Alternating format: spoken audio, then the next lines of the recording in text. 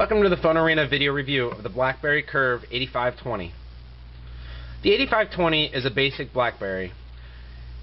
It's poised to be an entry-level model into the Curve family, slated below the 8900, which recently launched for T-Mobile. Officially, this device is yet to be unannounced, so keep in mind that some of the specifications are subject to change. There's really not a whole lot to say about the 8520 besides the design. The biggest feature is the optical trackpad.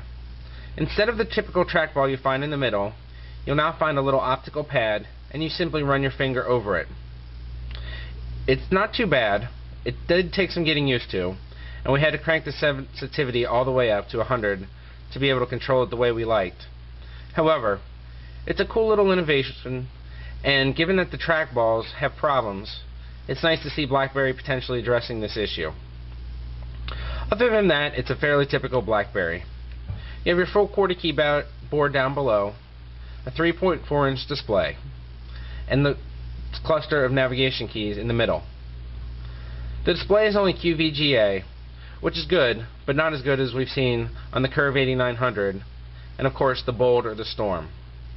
As an entry-level device, this is to be expected, however. Another thing we like is the buttons on the side of the phone. For the first time, they're not individual buttons, but they're actually continuous with the housing, which just kind of passes over them. In terms of functionality, everything remains the same. You still have a volume rocker and a right and left convenience key.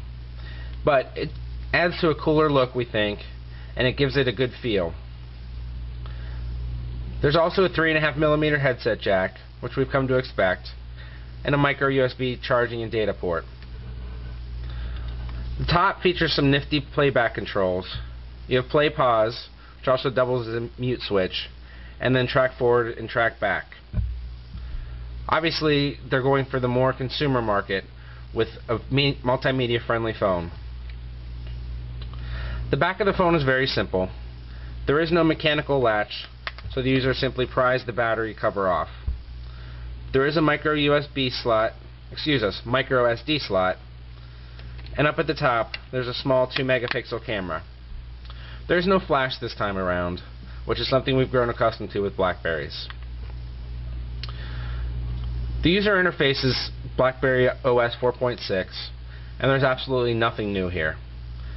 For anyone who's used the new Curve, the 8900, the Storm, the Bold, or the 8350i, it's the exact same interface. Overall, we were pleased with the Curve 8520 as an entry-level model. There's not a whole lot new about it, save for the optical trackpad, but it's got a nice size, feel, and weight.